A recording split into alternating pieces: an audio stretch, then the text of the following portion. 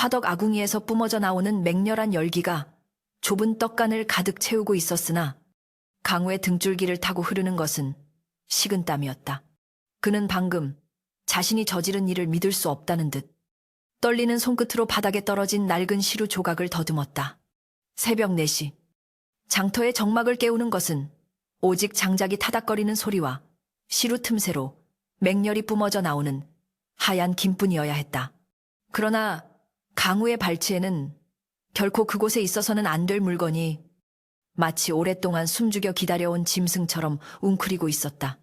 십수년 동안 최 노인이 그토록 신주단지 모시듯하며 떡을 찔 때조차 함부로 쓰지 않고 구석에 처박아 두었던 낡은 떡시루였다. 실수로 발을 헛디뎌 넘어지면서 그 육중한 옹기시루를 깨뜨렸을 때 강우는 최 노인의 불호령이 떨어질까 두려워 숨을 멈췄으나 깨진 옹기조각 사이로 드러난 것은 흙이 아니라 겹겹이 쌓인 기름종이 뭉치였다. 강우는 홀린 듯 그 기름종이를 집어들었다. 뜨거운 김이 서린 떡간의 습기 탓인지 아니면 자신의 손이 젖어 있는 탓인지 종이는 축축하고 무거웠다. 조심스럽게 겉사계를 벗겨내자 세월의 때가 묻어 누렇게 변색된 비단 베네저고리 한 벌이 모습을 드러냈다. 단순한 옷가지가 아니었다. 거친 무명천으로 지은 서민들의 옷과는 달리 부드러운 명주실로 정교하게 짜인 옷감 위에는 붉은 실로 수놓아진 십장색 문양이 어렴풋이 남아 있었다. 그리고 그 옷깃 안쪽 깊숙한 곳, 마치 누군가가 마지막 순간에 급하게 쑤셔 넣은 듯한 반쪽짜리 옥패가 툭 하고 바닥으로 떨어졌다. 맑고 투명한 청옥이었으나 그 단면은 날카롭게 잘려나가 있었고 옥패의 표면에는 닦아도 지워지지 않을 검붉은 얼룩이 마치 핏자국처럼 엉겨붙어 있었다. 강우가 그 옥패를 집어드는 순간 등 뒤에서 떡간 문이 거칠게 열리며 찬바람과 함께 최 노인의 다급한 고함이 날아들었다. 이놈 내가 그 시루 근처에는 얼씬도 하지 말라. 그리 일렀거늘. 최 노인은 평소에 온화한 떡, 장수의 모습이 아니었다.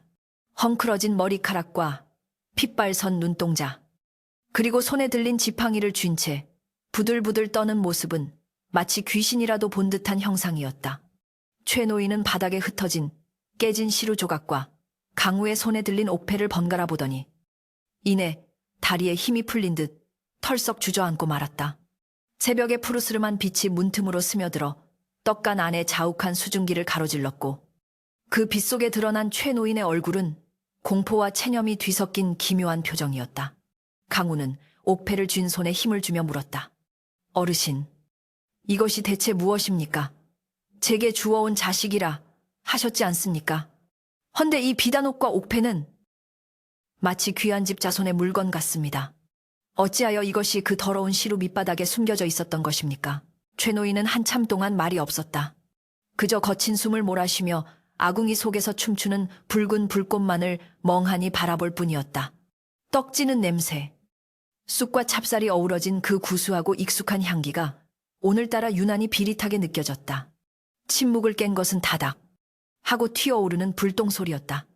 최 노인은 깊은 한숨을 내쉬며 지팡이를 짚고 힘겹게 몸을 일으켰다. 그는 강우에게 다가와 떨리는 손으로 강우의 어깨에 묻은 쌀가루를 털어주며 마치 15년 전 그날 밤으로 돌아간 듯한 목소리로 입을 열었다. 결국 터질 것이 터지고야 말았구나. 시루 안에 김이 꽉 차면 뚜껑이 열리는 법이라더니 내 놈의 운명을 이 좁은 떡간에 가두어 두려 했던 것이 내 욕심이었던 게야. 최 노인의 입에서 흘러나온 이야기는 강우가 알고 있던 자신의 평범한 인생을 송두리째 뒤흔드는 것이었다. 15년 전 유난히도 눈보라가 매섭게 몰아치던 동짓날 밤이었다. 장사를 마치고 문을 닫으려던 최 노인의 떡집 앞으로 피투성이가 된 여인이 비틀거리며 쓰러져 들어왔다. 그녀의 품에는 갓 태어난 핏덩이가 안겨 있었고 그녀의 등에는 화살이 박힌 자국이 선명했다. 추적자들을 따돌리기 위해 험한 산길을 넘어오느라 그녀의 신발은 벗겨져 있었고 얼어붙은 발은 피와 진흙으로 엉망이었다. 그녀는 숨이 넘어가는 순간에도 아이를 감싼 포대기를 놓지 않았으며 최 노인의 바짓가랑이를 잡고 애원했다고 했다. 이 아이를 부디 평범한 장사치로 키워주시오. 글도 가르치지 말고 무예도 익히게 하지 말고 그저 떡이나 빚으며 이름 없는 불꽃처럼 살게 해주시오. 그것이 그녀의 유언이었다. 그 여인이 바로 네 어미였다. 최 노인의 목소리가 젖어 들어갔다. 내 평생 수많은 사람을 보았으나 죽어가는 순간까지 그리도 기품을 잃지 않는 이는 처음 보았다. 그녀는 마지막 숨을 거두며 품 안에서 그 옥패를 꺼내어 반으로 쪼개더니 반쪽은 아이의 품에 넣고 나머지 반쪽은 삼켜버리려 하더구나. 혹여나 이 물건 때문에 아이가 화를 입을까 두려웠던 게지. 내가 급히 말려 그 반쪽을 받아내어 시루 밑에 숨겨두었던 것이다. 강우는 자신의 손에 들린 차가운 옥패를 내려다보았다. 이 작은 돌덩이에 어머니의 피와 눈물, 그리고 처절한 도주가 담겨 있다는 사실이 믿기지 않았다. 그는 시장통에서 떡을 팔며 누구보다 큰 목소리로 호객을 하고 엽전 한 뺨에 일희일비하던 천한 장사치였다. 그런데 자신의 핏줄에 흐르는 것이 떡물이 아니라 누군가에게 쫓겨야만 했던 비극의 역사라니. 혼란스러움과 분노, 그리고 알 수 없는 슬픔이 강우의 가슴 속에서 소용돌이쳤다. 그렇다면 제 아비는 누구입니까? 어찌하여 어머니는 화살을 맞고 쫓겨야 했습니까? 누가 우리를 죽이려 했단 말입니까? 강우의 질문은 절규에 가까웠다. 최 노인은 고개를 저었다. 나도 모른다. 다만 네, 어미가 입고 있던 그 옷가지와 옥패의 문양으로 보아 결코 예사로운 집안이 아님은 짐작할 뿐이다. 한양에서 큰 병고가 있었다는 소문만 들었을 뿐 구체적인 내막은 알 길이 없었다. 나는 그저 너를 살리기 위해 네가 떡 반죽을 치대는 힘센 일꾼으로만 자라길 바랐다. 쌀가루가 내 신분을 덮어주길 바랐단 말이다. 최 노인은 눈물을 훔치며 돌아섰다. 아궁이의 불길이 사그라들고 있었지만 강우의 가슴 속에는 꺼지지 않을 거대한 불길이 타오르기 시작했다. 강우는 비단 베네쩌고리를 가슴에 품었다. 어머니의 체온은 이미 사라진 지 오래였으나 십수년을 떡시루 밑바닥 뜨거운 열기 속에서 견뎌온 옷가지는 기이할 정도로 따뜻했다. 그는 자신이 매일같이 반죽하던 하얀 쌀가루가 사실은 자신의 진짜 모습을 감추기 위한 가면이었음을 깨달았다. 떡매를 내리치던 그 팔에는 자신도 모르는 사이에 무인의 기질이 숨어 있었을 것이고 장부를 정리하며 익혔던 셈법 너머에는 학자의 명민함이 잠들어 있었을 것이다. 이제 더 이상 그는 어제의 강우일 수 없었다. 새벽장을 알리는 징소리가 멀리서 은은하게 울려 퍼졌다. 평소라면 떡 광주리를 이고 장터로 달려나갔을 시간이지만 강우는 움직이지 않았다. 창호지 문을 뚫고 들어온 아침 햇살이 떡간 내부를 비추자 공기 중에 부유하던 쌀가루들이 금가루처럼 반짝였다. 그 고요한 풍경 속에서 강우는 손에 쥔 반쪽짜리 옥패를 꽉 쥐었다. 손바닥을 파고드는 날카로운 통증이 그를 현실로 붙잡아 매었다. 피할 수 없다면. 강우가 낮게 읊조렸다. 그의 목소리는 더 이상 철없는 소년의 것이 아니었다. 이 떡시루를 깨뜨리고 나가야겠습니다. 쌀가루 속에 파묻혀 숨막혀 죽느니 차라리 세상 밖으로 나가 내 부모를 죽인 자가 누구인지, 내가 누구인지 밝혀내야겠습니다. 최 노인은 놀란 눈으로 강우를 바라보았다. 늘 순박하게 웃기만 하던 아이의 눈빛이 매서운 칼날처럼 빛나고 있었기 때문이었다. 그것은 15년 전 눈보라 속에서 죽어가던 여인의 눈빛과 섬뜩하리만치 닮아 있었다. 그때 밖에서 요란한 말발굽 소리와 함께 거친 고함이 들려왔다. 이놈들, 관아에서 나왔다. 떡집 주인. 최가는 당장 나와라. 떡간의 문이 박살날듯 걷어차지며 험상매는 관졸들이 들이닥쳤다. 그들의 뒤로 비단 옷을 입은 거만한 표정의 사내가 뒷짐을 지고 서 있었다. 고울의 세도가 박대감에 집사였다. 그는 코를 쥐며 떡간의 냄새를 혐오스럽다는 듯 맡더니 최 노인을 향해 턱짓했다. 감히 우리 대감마님 생신잔치에 올릴 떡에 썩은 팥을 썼다지. 내 놈이 제명을 재촉하는구나. 그것은 터무니없는 누명이었다. 최 노인은 평생 최고의 재료만을 고집해온 장인이었다. 그러나 강우는 직감했다. 이것은 단순한 행패가 아니었다. 깨진 시루 밑에서 자신의 운명이 드러난 그 순간 바깥 세상의 악에 또한 그들을 향해 입을 벌리기 시작한 것이다. 강우는 재빨리 베네쩌고리와 옥패를 품속 깊이 숨겼다. 그리고 겁에 질려 떨고 있는 최 노인의 앞을 가로막고 섰다. 그의 등 뒤로 방금 쪄낸 시루떡의 하얀 김이 거대한 용처럼 피어오르고 있었다. 관졸의 채찍이 허공을 가르며 날카로운 파열음을 냈다. 쩍 하는 소리와 함께 강우의 어깨죽지에서 붉은 선혈이 튀어올랐으나 그는 신음소리조차 내지 않았다. 오히려 두 팔을 벌려 최노인의 앞을 가로막고선 그의 눈빛은 굶주린 늑대처럼 형형하게 빛나고 있었다. 떡간 바닥은 난장판이 되었다. 새벽부터 정성스레 빚은 절편과 인절미들이 관졸들의 흙투성이 군합발 아래 지시겨져 형체를 알아볼 수 없는 진흙 덩어리로 변해버렸다. 고소하던 참기름 냄새는 비릿한 피 냄새와 섞여 역겨운 악취로 변했고 하얗게 피어오르던 김은 살벌한 냉기에 짓눌려 바닥으로 깔렸다. 박대감의 집사, 마름 최가는 코웃음을 치며 다시금 채찍을 들어 올렸다. 이 천한 것들이 감히 관아의 영을 거역해 썩은 팥을 쓰고도 오리발을 내밀다니. 내 놈들의 뼈를 추려야 정신을 차리겠구나. 강우는 채찍이 다시 날아오기 직전 바닥에 굴러다니던 팥시루를 집어들어 마름의 발치에 거칠게 쏟아부었다. 붉은 팥고물이 사방으로 튀며 아직 식지 않은 뜨거운 김을 내뿜었다. 눈이 있으면 똑바로 보시오. 이것이 썩은 팥입니까? 코가 뚫려 있다면 맡아보란 말이오. 시궁창 냄새가 나는 것은 팥이 아니라 당신들의 그 썩어 빠진 신보가 아닙니까? 강우의 일갈은 떡간을 쩌렁쩌렁 울렸다. 그것은 평범한 장사치의 목소리가 아니었다. 단전에서부터 끌어올린 우렁찬 성량과 한치의 흐트러짐 없는 논리, 정연한 말투는 방금 전까지 쌀가루를 뒤집어 쓰고 있던 떡 장수의 것이라고는 믿기 힘들 정도였다. 마름 최가는 순간 기세에 눌려 멈칫했다. 천민 주제에 감히 양반의 하인에게 눈을 부라리며 대드는 꼴이라니.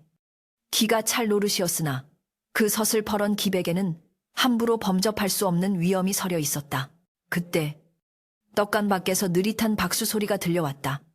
호, 제법이구나. 장터의 똥개인 줄 알았더니. 짖는 소리는 마치 호랑이 흉내를 내는구나.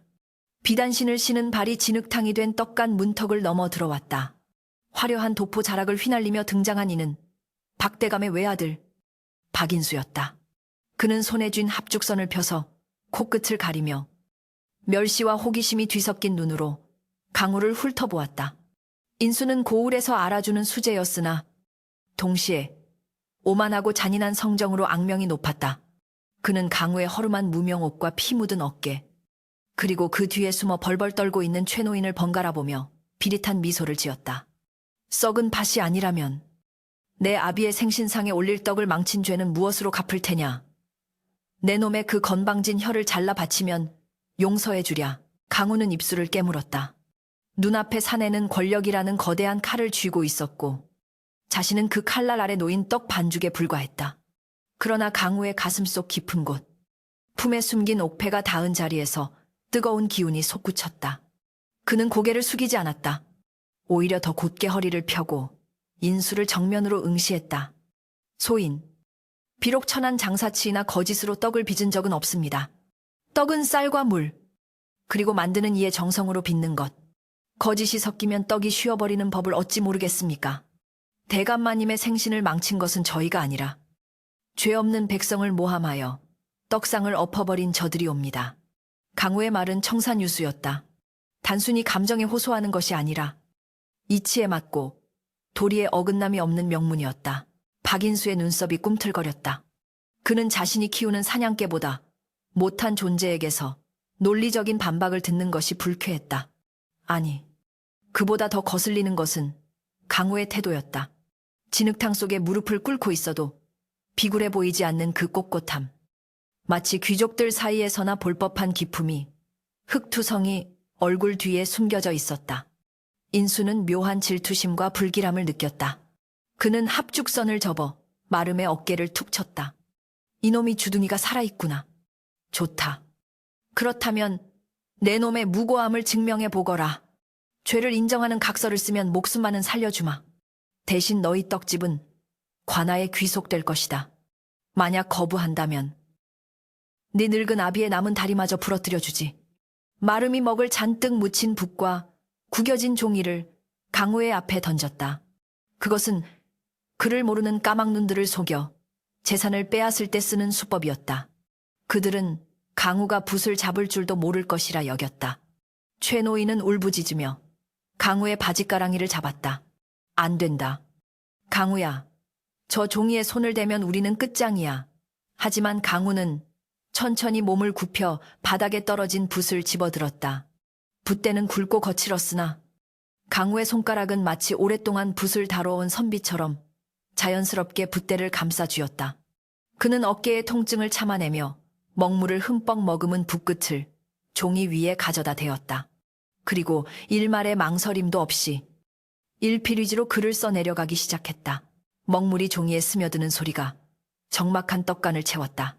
강우의 손놀림은 떡매를 칠 때처럼 힘이 넘쳤으나 동시에 난초를 치듯 유려했다.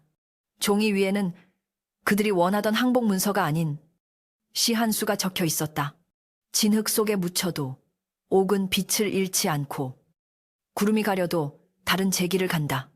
니종주의 예시 치광 운저주의 도싱지더 획 하나하나에 뼈가 있고 살이 있었다. 그것은 서당 문턱에도 가보지 못한 떡 장수의 글씨가 아니었다. 15년간 최노인이 잠든 사이 몰래 스스로 바닥에 글을 쓰며 익혔던 핏줄에 새겨진 본능적인 재능이 폭발한 순간이었다. 강우는 붓을 던지고 박인수를 올려다 보았다. 이것이 제 대답입니다. 박인수는 종이를 받아들고 경악을 금치 못했다. 추사 김정희의 필체에 버금갈 만큼 힘있고 아름다운 글씨였다. 양반 자제인 자신조차 흉내낼 수 없는 필력이 천한 떡 장수의 손에서 나왔다는 사실에 그는 모욕감마저 느꼈다. 인수의 얼굴이 붉게 달아올랐다. 이것은 단순한 반항이 아니었다. 이것은 도전이었다. 천한 것이 감히 양반의 영역인 글과 학식으로 자신을 능멸한 것이다. 인수는 종이를 갈기갈기 찢어 허공에 날렸다. 네, 이놈 어디서 굴러먹던 개뼈다귀 같은 놈이 감히 글 장난을 쳐. 이것이 내 놈의 숨겨진 발톱이었구나. 인수의 분노는 단순한 화풀이가 아니라 자신의 지위를 위협하는 존재에 대한 본능적인 공포였다. 여봐라. 이놈들을 당장 멍석말이하여 관하로 끌고 가라. 감히 양반을 능멸하고 문자를 더럽힌 죄를 물을 것이다. 인수의 고함에 관졸들이 우르르 달려들었다. 강우는 저항하려 했으나 중과부적이었다. 몽둥이 찜질이 쏟아졌고 강우는 온몸으로 최노인을 감싸 안았다. 둔탁한 타격음이 뼈를 울리고 입안 가득 비릿한 피맛이 고였다. 정신이 혼미해지는 와중에도 강우의 눈은 박인수를 놓치지 않았다.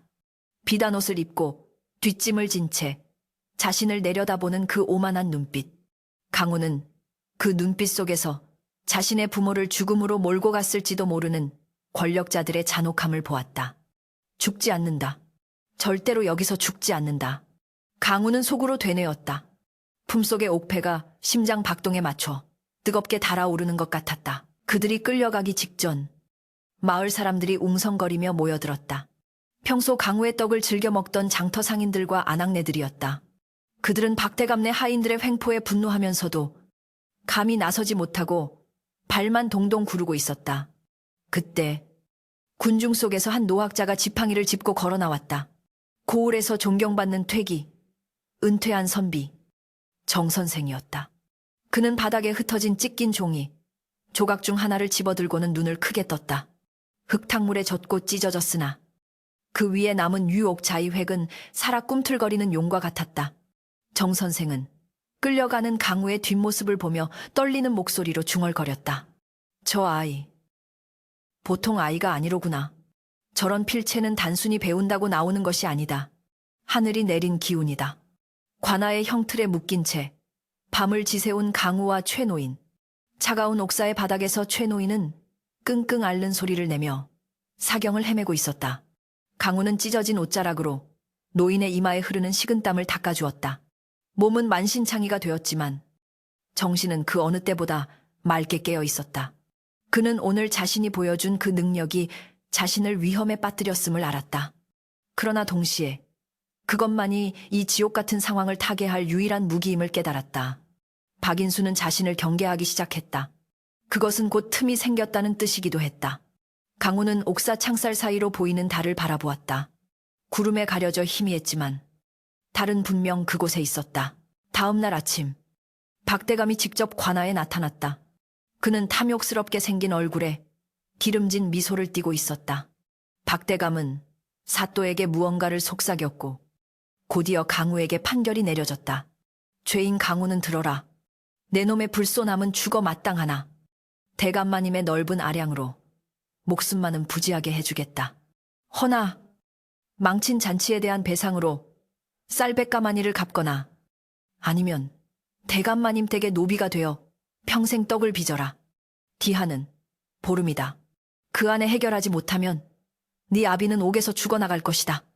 쌀백가마니, 평생 떡을 팔아도 모을 수 없는 거금이었다. 그것은 사실상 노비가 되라는 아니면 죽으라는 선고나 다름없었다. 풀려나온 강우는 부축을 받아 겨우 걸을 수 있는 최노인을 업고 터덜터덜 떡집으로 돌아왔다. 떡가는 폐허가 되어 있었다. 깨진 시루, 쏟아진 쌀가루, 부서진 문짝, 모든 것이 절망적이었다. 그러나 강우는 최노인을 방에 눕히고 다시 떡간으로 나왔다. 그는 바닥에 떨어진 자신이 처음에 깼던 그 낡은 시루 조각을 집어들었다. 그리고 그 옆에 굴러다니던 붓을 다시 잡았다. 붓끝은 갈라지고 먹물은 말라버렸지만 강우의 눈빛은 형형하게 살아있었다. 보름이라 했습니다. 강우가 나직이 씹어뱉었다. 두고 보십시오. 내 이 떡시루를 다시 빚어 그 안에 당신들의 추악한 욕심을 쪄내고야 말 테니. 강우는 떡집 벽에 붓으로 굵은 선을 그었다. 하루가 지날 때마다 하나씩 그어질 그 선들은 박대감 가문을 향한 복수의 카운트다운이 될 것이었다. 그날 밤 강우는 잠들지 않았다. 그는 흙투성이 쌀가루를 체에 거르고 또 걸렀다. 진흙 속에서도 옥은 빛나듯 더러워진 쌀가루 속에서도 깨끗한 알곡은 남는 법이다. 그는 남은 재료들을 모아 다시 떡을 빚기 시작했다. 떡매를 치는 소리가 어둠을 가르고 울려 퍼졌다. 쿵, 쿵, 쿵. 그것은 단순한 떡매 소리가 아니었다. 진흙탕 같은 세상의 밑바닥에서 짓밟히고 으깨어져도 결코 부러지지 않는 한 남자의 심장이 뛰는 소리였다. 박대감의 저택 담장 너머로 희미한 떡지는 냄새가 바람을 타고 흘러들었다. 그것은 선전포고였다. 가장 낮은 곳에서 시작될 가장 거대한 반격의 서막이었다. 벽에 그어진 숯 검댕 자국이 5개가 되었다. 닷새가 지났다는 뜻이었다. 강우는 갈라진 손끝으로 거친 흙벽을 쓸어내렸다. 떡간의 공기는 무겁게 가라앉아 있었고 알아누운 최노인의 거친 숨소리만이 그 정적을 위태롭게 메우고 있었다. 쌀백 가마니, 그것은 떡을 1000번, 10,000번 쪄내도 감히 만져볼 수 없는 하늘에 걸린 구름 같은 숫자였다. 시장 사람들은 강우를 불쌍히 여기면서도 박대감의 서슬, 퍼런 위세가 두려워 누구 하나 섣불리 도움의 손길을 내밀지 못했다. 강우는 밤새 불린 찹쌀을 시루에 앉히며 생각했다. 전공법으로는 이길 수 없다. 떡장수가 쌀로 싸워서는 쌀 100가마니를 가진 자를 이길 수 없다. 그는 뜨거운 김이 오르는 시루를 멍하니 바라보았다. 쌀가루가 뭉쳐 떡이 되듯 흩어진 생각들을 하나로 모아야 했다. 그때 떡간 문이 조용히 열리며 익숙한 집신 소리가 들려왔다. 지난번 강우의 필체를 알아봤던 퇴기 선비정 선생이었다. 정 선생은 헛기침을 하며 떡간 안으로 들어섰다. 그는 주위를 둘러보다가 구석에 놓인 강우의 붓과 먹물을 발견하고는 묘한 미소를 지었다. 자네, 떡지는 솜씨가 글 쓰는 솜씨만 못하다면 내 헛걸음을 한 셈이네만. 강우는 정중히 고개를 숙였다. 누추한 곳입니다. 앉을 자리조차 마땅치 않습니다. 정 선생은 지팡이로 바닥을 톡톡 두드렸다. 앉으러 온 것이 아니다. 내 자네에게 쌀백 가마니를 벌 수 있는, 아니, 그보다 더 큰 것을 얻을 수 있는 길을 일러주러 왔다.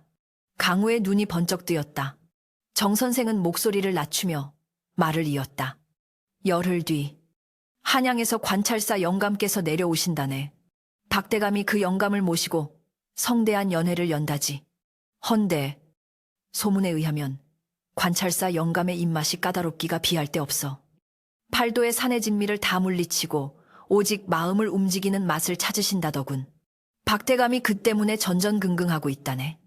강우는 무릎을 쳤다. 이것이었다.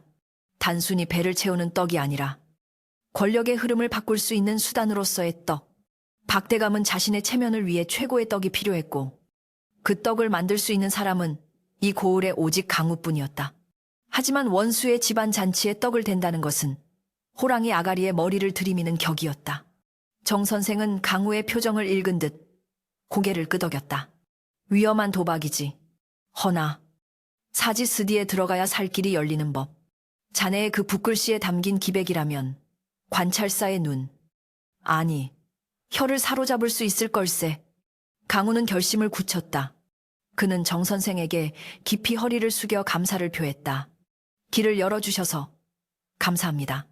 제 이 떡시루로 그들의 콧대를 꺾고 제 아비의 목숨을 구하겠습니다. 정 선생이 떠난 뒤 강우는 며칠 밤을 꼬박 세우며 새로운 떡을 구상했다. 강우가 준비한 것은 화려한 고명이 올라가는 잔치떡이 아니었다. 그는 가장 기본이 되는 백설기를 준비했다. 그러나 평범한 백설기가 아니었다. 그는 새벽 이슬을 맞은 솔잎을 쪄낸 물로 쌀을 불리고 산 깊은 곳에서 채취한 5가지 약초를 달여 반죽에 섞었다. 겉보기에는 순백의 단순한 떡이지만 한입 베어 물면 쌉싸름하면서도 깊은 단맛이 우러나오고 씹을수록 머리가 맑아지는 향기를 품게 한 것이다. 그는 이 떡에 청렴브렌이라는 이름을 붙였다. 부패한 박대감의 집안에서 가장 찾아볼 수 없는 것. 그리고 관찰사가 가장 높이 살 덕목. 강우는 그것을 떡에 담았다. 드디어 결전의 날. 강우는 하얀 무명옷을 정갈하게 차려입고 보자기에 싼 떡 시루 하나를 든 채 박대감의 저택으로 향했다. 으리으리한 기와집 앞에는 이미 수많은 요리사와 식재료 상인들이 줄을 서 있었다. 문지기들은 거만하게 그들을 검문하며 뒷돈을 요구하고 있었다. 강우의 차례가 되자 문지기는 강우의 허름한 행색을 보고 코를 막으며 손사래를 쳤다. 어이, 떡장수 여기가 어디라고 감히 기웃거려. 썩 꺼지지 못해. 강우는 물러서지 않았다. 그는 품에서 정 선생이 써준 소개장을 꺼내 보였다. 하지만 문지기는 글을 읽을 줄 모르는 듯 종이를 바닥에 팽개쳤다. 그때 대문 안쪽에서 박인수가 거드름을 피우며 걸어 나왔다. 무슨 소란이냐? 아니, 이게 누구신가? 주제 파악 못하고 글 장난이나 치던 떡집놈 아니냐? 인수는 비릿한 웃음을 흘리며 강우를 위아래로 훑어보았다. 쌀백가마니는 다 마련했느냐? 벌써 노비 문서에 도장을 찍으러 온 것이냐? 강우는 바닥에 떨어진 소개장을 줍지 않았다. 대신 박인수의 눈을 똑바로 바라보며 말했다. 도장을 찍으러 온 것이 아니라 대감마님의 근심을 덜어드리러 왔습니다. 관찰사 영감께서 찾으신다는 그 맛을 제가 가져왔기 때문입니다. 인수는 코웃음을 쳤다. 내 놈의 그 천한 손으로 빚은 떡을 관찰사 영감께 올리라고 내 아비의 얼굴에 먹칠을 할 셈이냐? 강우는 침착하게 응수했다. 만약 제 떡이 영감의 마음에 들지 않는다면 그 자리에서 제 목을 치셔도 좋습니다. 허나 만약 영감께서 만족하신다면 쌀 100가마니의 빚을 탕감해 주십시오. 대감마님께도 큰 공이 될 터이니 믿져야 본전 아니겠습니까? 인수는 잠시 고민했다. 사실 관찰사의 입맛을 맞출 마땅한 후식거리가 없어 골머리를 앓고 있던 차였다. 만약 실패하면 이놈 탓을 하며 죽여버리면 그만이고 성공하면 공은 자신이 차지하면 될 일이었다. 좋다. 들어와라. 허나 헛수작을 부렸다간 내 놈의 가죽을 벗겨 북을 메울 것이다. 강우는 인수를 따라 저택 안으로 들어갔다. 구중 궁궐처럼 깊고 화려한 집안 내부는 떡집의 초라함과는 비교조차 할 수 없었다. 곳곳에 비단이 걸려 있고 기름진 고기 굽는 냄새가 진동했다. 그러나 강우의 코에는 그 화려함 속에 감춰진 썩은 냄새가 맡아지는 듯했다. 인수는 강우를 사랑채 사랑방로 안내했다. 그곳에는 연회 준비를 총괄하는 집사들이 모여 있었다. 강우는 시루를 내려놓고 잠시 숨을 골랐다. 그때였다. 사랑채의 한쪽 벽면, 화려한 자개장 위에 놓인 장식품 하나가 강우의 시선을 강렬하게 잡아끌었다. 심장이 덜컥 내려앉는 것 같았다. 그것은 붉은색 비단끈에 매달린 반쪽짜리 청옥패였다. 강우는 자신의 눈을 의심했다. 품속에 넣어온 어머니가 목숨과 맞바꾼 그 반쪽짜리 옥패, 그 옥패의 절단면과 정확히 일치할 것 같은 모양새였다. 맑고 투명한 청옥. 그리고 그 안에 새겨진 기묘한 문양의 나머지 절반. 강우의 손이 겉옷 위로 옥패가 있는 가슴팍을 움켜쥐었다. 머릿속이 하얗게 변하며 윙하는 이명이 들려왔다. 어째서 저것이 여기에 있는가? 의문은 순식간에 확신으로 바뀌었다. 15년 전 어머니를 죽이고 옥패를 빼앗으려 했던 자들. 그 핏빛 추격전의 끝에 서 있던 자가 바로 박대감이었던 것이다. 강우의 몸이 부들부들 떨리기 시작했다. 분노가 화산처럼 솟구쳐 올라 당장이라도 저 옥패를 움켜쥐고 박대감의 목을 조르고 싶은 충동이 일었다. 하지만 그는 입술을 깨물어 피를 내며 그 충동을 억누를 수밖에 없었다. 지금은 때가 아니었다. 여기서 감정을 드러내면 개죽음을 당할 뿐만 아니라 영영 복수의 기회를 잃게 된다. 무엇을 그리 넋을 놓고 보느냐. 박인수의 날카로운 목소리가 강우를 현실로 잡아당겼다. 강우는 재빨리 고개를 숙이며 표정을 감췄다. 아닙니다. 댁내가 워낙 웅장하여 잠시 넋을 잃었습니다. 인수는 으스대며 자개장 쪽을 가리켰다. 저 옥패를 탐내는 것이냐. 꿈도 꾸지 마라. 저것은 우리 아버님께서 10수년 전 한양에서 큰 공을 세우시고 전리품으로 얻으신 귀한 물건이다. 천한 놈 눈에는 보석으로 보이겠으나 저기에는 역적을 토벌한 우리 가문의 영광이 서려 있지. 역적 토벌. 그 한마디가 강우의 가슴에 비수처럼 꽂혔다. 자신의 부모가 역적으로 몰려 죽임을 당했다는 말인가? 아니면 박대감이 죄 없는 사람들을 역적으로 몰아 살해하고 그 공을 가로챈 것인가? 어느 쪽이든 박대감이 자신의 철천지원수임은 명백해졌다. 강우는 끓어오르는 사리를 차갑게 식혔다. 이제 목표는 단순히 빚을 갚는 것이 아니었다. 이 집안을 무너뜨리고 억울하게 죽은 부모의 원한을 풀어야 했다. 그러기 위해서는 힘이 필요했다. 관찰사. 바로 그 힘을 빌려야 했다. 강우는 떨리는 손을 진정시키며 떡시루의 보자기를 풀었다. 하얀 김과 함께 그윽한 소량기가 사랑채를 가득 채웠다. 이 떡을 관찰사 영감께 올리겠습니다.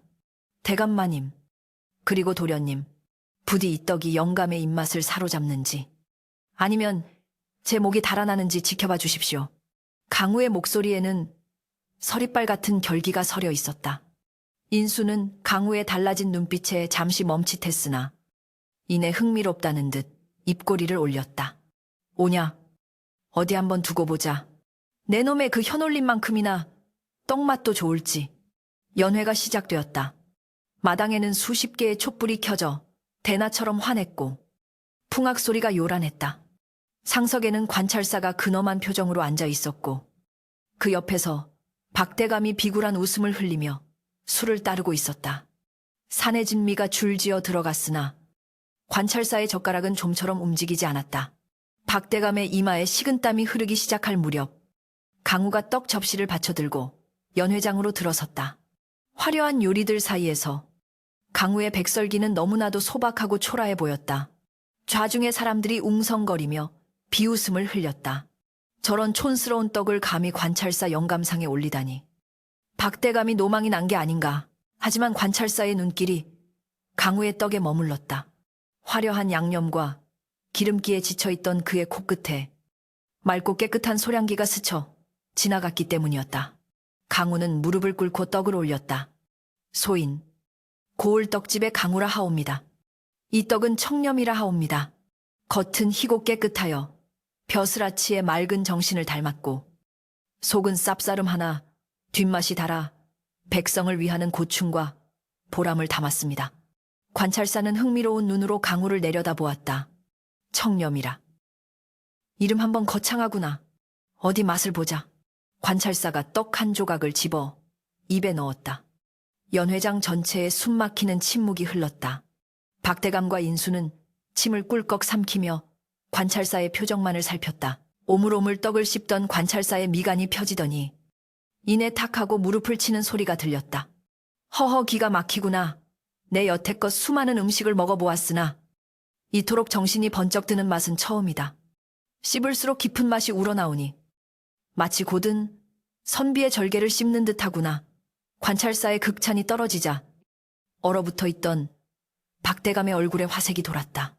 박대감은 짐짓 큰 소리를 쳤다. 하하하, 영감의 입맛에 맞으시다니 다행입니다. 제가 이 고을에서 가장 솜씨 좋은 놈을 골라 특별히 준비시킨 것입니다. 관찰사는 강우를 기특하게 여기며 물었다. 내 솜씨가 예사롭지 않고 그 말솜씨 또한 기품이 있다. 네가 원하는 상이 무엇이냐? 기회였다. 강우는 고개를 깊이 숙이며 곁눈질로 박대감의 허리춤을 보았다. 거기엔 없었지만 사랑채에 걸려있던 그 옥패의 환영이 강우의 눈앞에 아른거렸다. 소인, 감히 재물을 탐하여 떡을 빚지는 않았습니다. 다만 소인의 늙은 아비가 억울한 누명을 쓰고 곤경에 처해 있사오니 부디 그 억울함을 굽어 살펴주시기를 청하옵니다. 박대감의 얼굴이 순식간에 사색이 되었다. 저놈이 감히 여기서 내 비리를 고발하려 드는가. 박대감은 당황하여 말을 막으려 했다. 영감 저놈은 천한 장사치라 이치에 어두워 헛소리를. 그러나 관찰사는 손을 들어 박대감을 제지했다. 듣고 싶다. 억울함이라니. 무슨 사연이냐? 강우는 천천히 고개를 들었다. 그의 눈은 관찰사를 향해 있었으나 그 너머의 진실을 꿰뚫어 보고 있었다. 이제 싸움은 시작되었다. 그는 품속의 반쪽 옥패를 만지작거렸다. 오늘 밤, 이 연회장은 단순히 떡을 먹는 자리가 아니라 감춰진 진실을 씹어 삼키는 심판대가 될 것이었다. 소인의 아비는 썩은 팥을 썼다는 누명을 쓰고 떡집을 빼앗길 위기에 처했습니다. 허나 진정 썩은 것은 팥이 아니라 그 팥을 핑계로 백성의 고혈을 짜내려는 탐관오리의 검은 속내이옵니다. 강우의 목소리는 연회장에 울려 퍼지는 천둥 소리와 같았다. 좌중은 찬물을 끼얹은 듯 조용해졌고 박대감의 눈은 살기로 이글거렸다. 강우는 물러서지 않았다. 호랑이 굴에 들어왔으니 호랑이의 목을 물어뜯지 않고는 나갈 수 없었다. 그의 시선이 박대감의 뒤편 사랑채 쪽을 향해 번뜩였다. 저 옥패, 저것만 손에 넣는다면 모든 것을 뒤집을 수 있다. 강우의 머릿속에서 치밀하고 대담한 최후의 계획이 그려지고 있었다. 연회장의 공기는 순식간에 얼어붙었다. 즐겁게 울리던 풍악 소리는 뚝 끊겼고 기생들의 웃음소리마저 겁에 질린 비명으로 바뀌어 목구멍 속으로 기어들어갔다. 박대감은 마치 독사에게 물린 사람처럼 펄쩍 뛰며 자리를 박차고 일어났다. 그의 얼굴은 분노로 불그락부르락해져 있었고 쥐고 있던 술잔은 바닥에 떨어져 산산조각이 났다. 네, 이놈 감히 여기가 어디라고 그따위 망발을 짓거리느냐. 관찰사 영감 앞이라 하여 내 칼이 무딘 줄 아느냐. 박대감의 고함 소리에 마당을 지키던 사병들이 창을 곤두세우며 우르르 몰려들었다. 서슬퍼런 창끝이 강우의 목을 겨누었으나 강우는 미동도 하지 않았다. 그는 마치 폭풍우 속에 홀로 선 거목처럼 흔들림 없는 눈빛으로 관찰사를 응시할 뿐이었다. 관찰사는 천천히 술잔을 내려놓았다. 그의 표정은 담담했으나 눈빛만은 먹이를 노리는 매처럼 날카롭게 빛나고 있었다. 칼을 거두라. 관찰사의 나지막한 한마디에 묵직한 위압감이 실려 있었다. 내 아직 이 떡의 맛을 다 음미하지 못했다. 이 아이의 말이 사실이라면 이는 단순히 썩은 팥의 문제가 아니라 고을의 기강이 썩어 문드러졌다는 뜻이 아니겠느냐. 박대감, 그대는 무엇이 두려워 아이의 입을 막으려 하는가? 박대감은 움찔하며 뒷걸음질 쳤다. 영감, 천부당 만부당 하옵니다. 저놈은 본시 근본 없는 천한 떡장수놈으로 제 아비의 죄를 덮기 위해 이 성스러운 연회를 난장판으로 만들려는 수작입니다. 당장 저놈의 목을 베어 제 목을 베기 전에. 강우가 박대감의 말을 끊고 차갑게 일갈했다. 그의 목소리는 더 이상 떡을 팔던 장사치의 것이 아니었다. 대감께서 자랑스레 진열해 놓으신 저 사랑채의 옥패에 대해 여쭙고자 합니다. 강우의 손끝이 정확히 사랑채 쪽을 가리켰다. 박대감의 눈동자가 심하게 흔들렸다. 저 옥패가 어쨌다는 말이냐? 강우는 품속에서 주먹을 꽉 쥐었다. 손안에 든 반쪽 옥패의 모서리가 살을 파고들었지만 그 통증이 오히려 정신을 맑게 했다. 대감께서는 저 옥패를 15년 전 역적을 토벌하고 얻은 전리품이라 하셨습니다. 그렇다면 그 역적이 누구였는지 그리고 그 옥패가 본래 어떤 모양이었는지도 기억하십니까? 박대감은 콧방귀를 뀌며 비웃었다. 흥. 내 놈이 감히 양반들의 사정을 알 턱이 있느냐? 그 역적놈은 조정의 기밀을 빼돌려 오랑캐와 내통하려 했던 이 리가 놈이었다. 내 그놈의 목을 베고 그 증표로 놈이 지니고 있던 옥패를 가져온 것이다. 헌데 그게 내 놈과 무슨 상관이란 말이냐? 강우의 입가에 서늘한 미소가 번졌다. 거짓말. 강우의 한마디가 비수처럼 박대감의 심장에 꽂혔다. 그분은 역적이 아니었습니다. 오히려 간신들의 모함에 빠져 억울하게 죽임을 당한 충신이었습니다. 그리고 그 충신을 죽이고 공을 가로챈 자가 바로 당신. 박두식, 당신 아닙니까? 강우의 외침은 천둥과 같았다. 박대감은 사색이 되어 소리쳤다. 저놈을 당장 죽여라. 입을 찢어버려라. 사병들이 달려들려는 찰나 강우가 품속에서 반쪽짜리 옥패를 꺼내 높이 치켜들었다. 횃불의 불빛을 받은 청옥이 영롱하고도 서글픈 푸른 빛을 내뿜었다. 관찰사, 영감, 이것이 증거입니다. 박대감이 가지고 있는 저 옥패는 온전한 것이 아닙니다. 반쪽입니다. 그리고 나머지 반쪽이 바로 여기 있습니다. 연 회장은 찬물을 끼얹은 듯 고요해졌다. 관찰사는 눈을 가늘게 뜨고 강우의 손에 들린 물건을 바라보았다. 그 옥패를 이리 가져오라. 관찰사가 명령했다. 동시에 그는 옆에 서 있던 호위무사에게 눈짓을 했다. 사랑채에 있는 옥패도 당장 가져오너라. 박대감은 털썩 주저앉고 말았다. 막으려 해도 이미 늦었다. 호위무사가 바람처럼 사라졌다가 이내 자개장 위에 있던 붉은 끈의 옥패를 가져와 관찰사 앞 탁자에 내려놓았다. 강우 또한 떨리는 손으로 자신의 옥패를 그 옆에 내려놓았다. 두 개의 옥조각, 15년간 서로 다른 곳에서, 하나는 화려한 자개장 위에서 권력의 전리품으로, 하나는 뜨거운 떡시루, 밑바닥에서 생존의 부적으로 숨죽여왔던 두 반쪽이 드디어 마주한 순간이었다. 관찰사는 숨을 죽이고 두 조각을 집어들었다. 그리고 천천히 아주 조심스럽게 두 단면을 맞추었다. 탁! 경쾌하면서도 묵직한 소리가 났다. 두 조각은 마치 처음부터 한 몸이었던 것처럼 한치의 오차도 없이 완벽하게 맞물렸다. 갈라졌던 용의 몸통이 이어지고 끊어졌던 구름 문양이 하나로 연결되었다. 그리고 놀라운 일이 벌어졌다.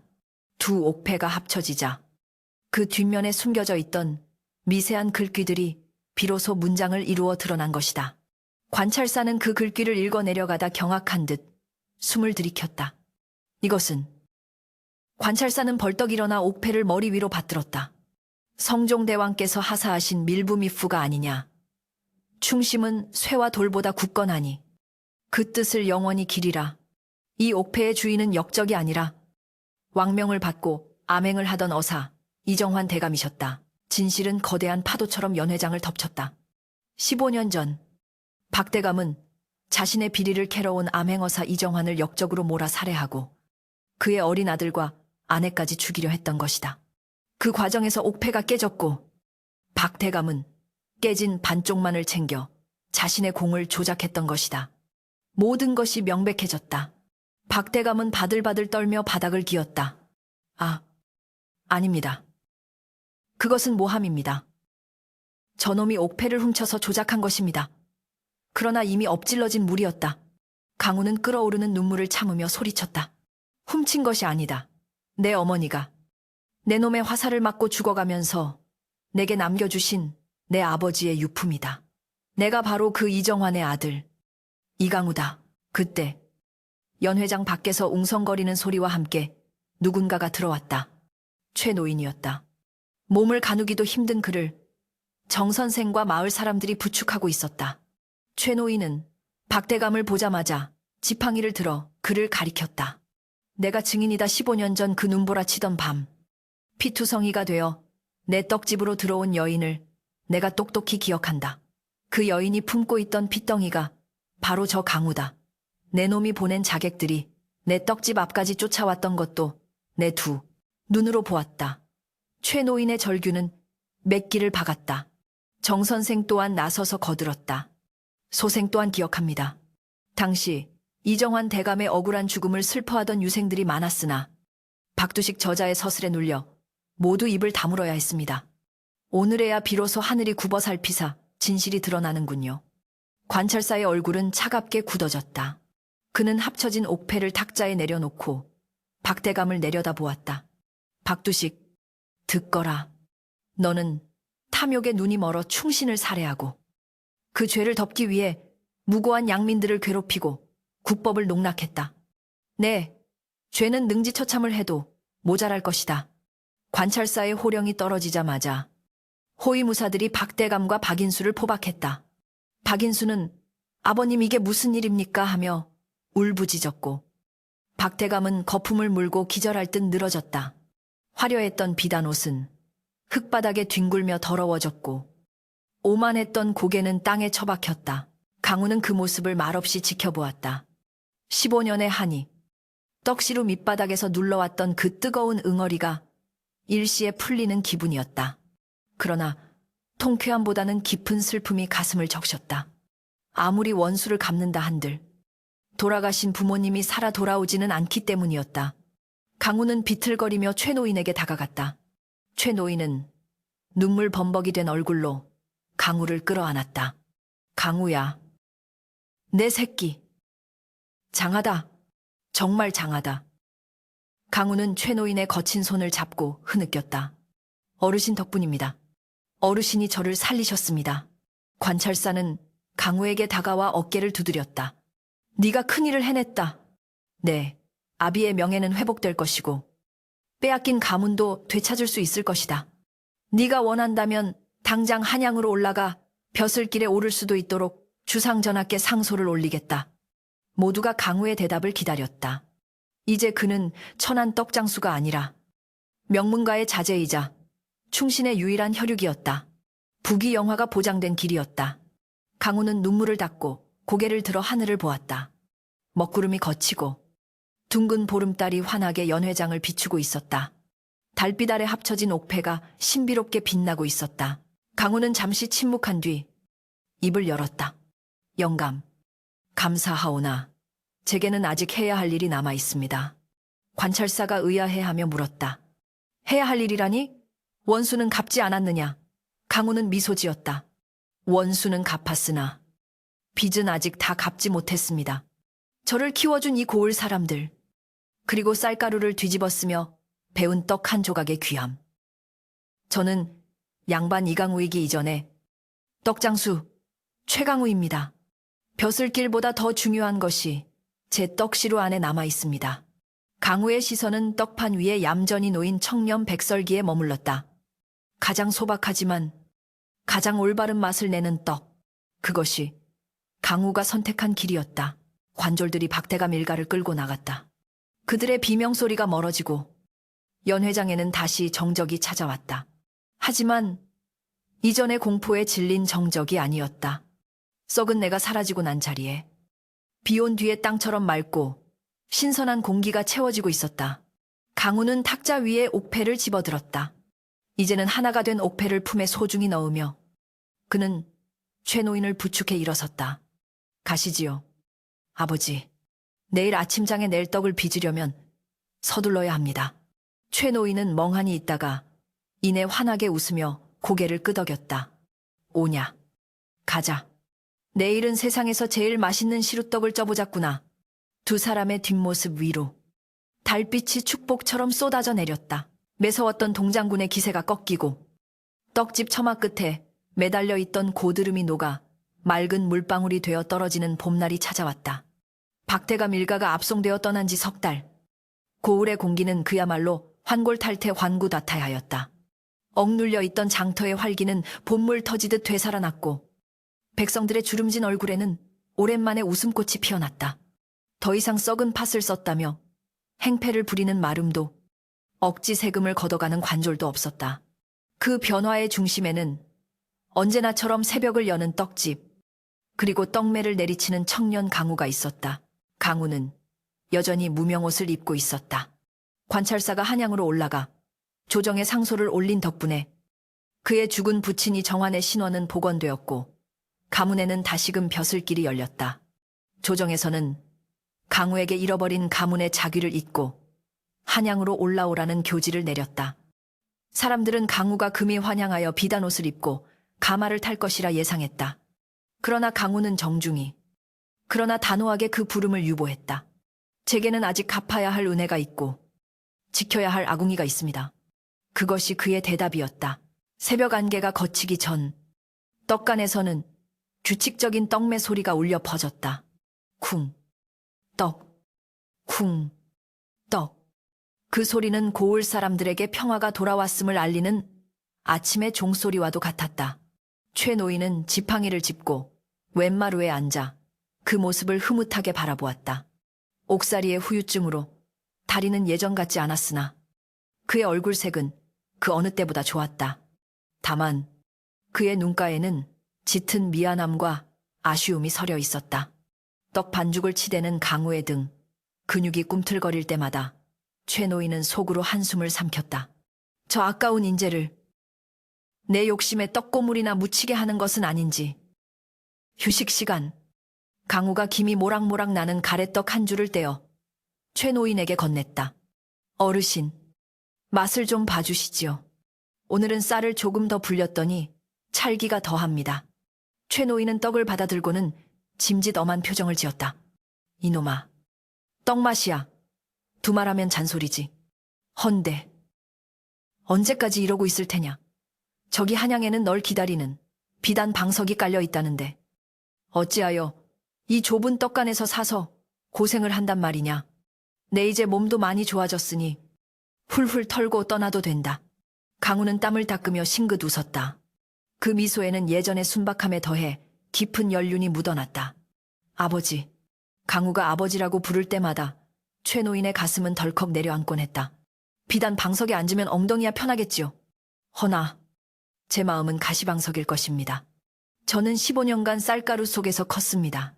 제게 세상의 이치를 가르쳐 준 것은 공자 맹자의 말씀이 아니라 아버지가 가르쳐 주신 정직한 재료는 배신하지 않는다는 떡의 이치였습니다. 저는 이곳에서 제 방식대로 세상을 이롭게 하고 싶습니다. 강우의 결심은 며칠 뒤 구체적인 모습으로 드러났다. 그는 박대감에게서 돌려받은 배상금과 관찰사가 내린 포상금을 모두 털어 떡집 바로 옆에 작은 서당 슈탕을 지었다. 이름하여 이양서당, 얼영슈탕. 몸을 기르는 떡과 마음을 기르는 글. 두 가지를 모두 기른다는 뜻이었다. 강우는 낮에는 떡을 빚어 팔고 오후에는 글을 배우고 싶으나 가난하여 엄두를 못 내는 아이들을 모아 글을 가르쳤다. 퇴기 선비정 선생이 훈장으로 초빙되었고 강우 또한 틈틈이 아이들에게 붙잡는 법을 가르쳤다. 서당은 금세 아이들의 글 읽는 소리로 가득 찼다. 하늘, 천, 땅지. 아이들의 낭낭한 목소리가 떡지는 냄새와 어우러져 고을 골목을 채웠다. 강우는 아이들에게 단순히 글자만 가르치지 않았다. 그는 아이들을 떡간으로 데려가 쌀을 씻고 불을 지피고 시루를 안치는 법을 보여주었다. 보거라. 아무리 좋은 쌀이라도 뜨거운 불과 답답한 시루 속을 견디지 못하면 떡이 되지 못한다. 사람도 마찬가지다. 시련을 견디고 인내해야 비로소 사람 구실을 하는 것이다. 아이들은 고개를 끄덕이며 하얀 떡 속에 담긴 땀의 무게를 배웠다. 양반들의 탁상공론이 아닌 삶의 현장에서 피어나는 살아있는 교육이었다. 어느 날 오후, 박인수가 초라한 행색으로 마을 어귀에 나타났다. 집안이 몰락하고 노비들에게조차 버림받은 그는 며칠을 굶은 듯 뱃쑥한 몰골이었다. 그는 떡집 앞을 서성거리며 차마 들어오지 못하고 있었다. 강우는 떡을 썰다가 그 모습을 보았다. 예전 같으면 분노가 치밀어 올랐겠으나 지금 강우의 마음속에는 연민만이 자리 잡고 있었다. 강우는 갓 쪄낸 쑥썰기 한 덩이를 큼지막하게 썰어 뱃돌 위에 올려두었다. 그리고는 아무 말 없이 다시 안으로 들어갔다. 인수는 떨리는 손으로 그 떡을 집어들었다. 따뜻했다. 자신이 그토록 멸시했던 천한 놈의 떡이 얼어붙은 몸과 마음을 녹여주었다.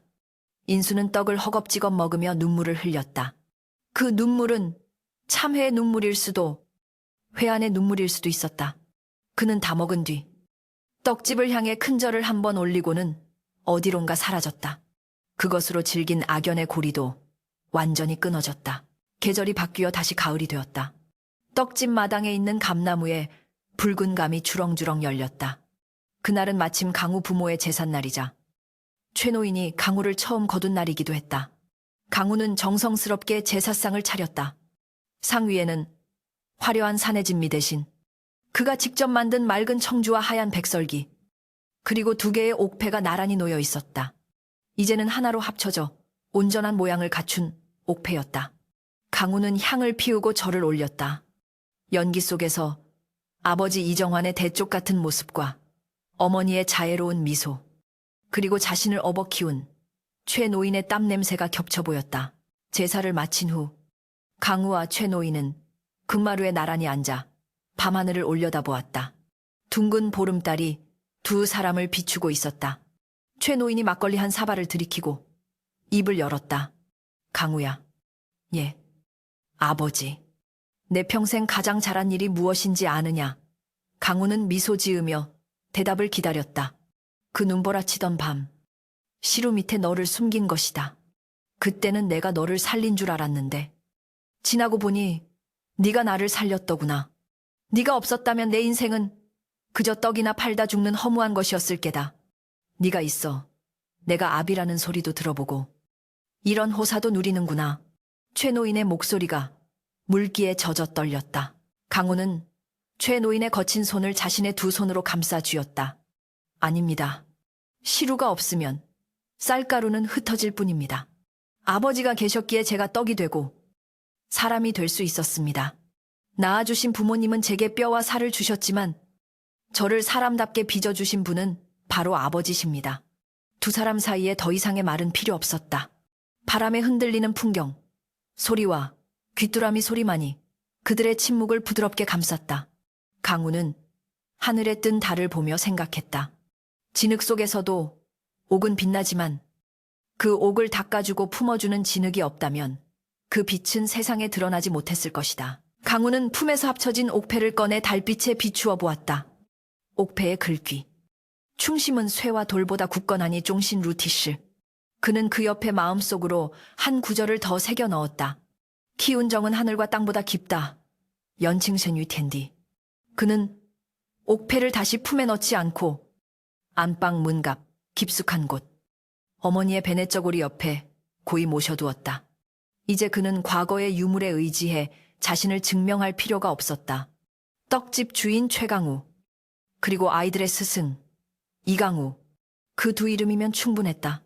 다음 날 아침도 어김없이 떡집의 굴뚝에서는 하얀 연기가 피어올랐다. 사람들은 떡을 사러 오며 또 그를 배우러 오며 떡집 문턱을 닳도록 드나들었다. 김서방, 오늘 시루떡은 유난히 찰지구먼 훈장님. 오늘 배울 글자는 무엇입니까? 장터의 소란스러움과 학동들의 글 읽는 소리가 어우러지는 그곳. 세상에서 가장 고소하고 가장 향기로운 냄새가 나는 떡집. 강우는 떡매를 높이 쳐들었다. 햇살을 받아 반짝이는 땀방울이 그의 이마에서 흘러내렸다. 그가 내리치는 것은 단순한 떡반죽이 아니었다. 그것은 정직과 성실, 그리고 사람을 사랑하는 마음으로 빚어내는 희망의 반죽이었다. 시루 틈새로 새어나오는 하얀 김이 하늘 높이 올라가 구름이 되었다.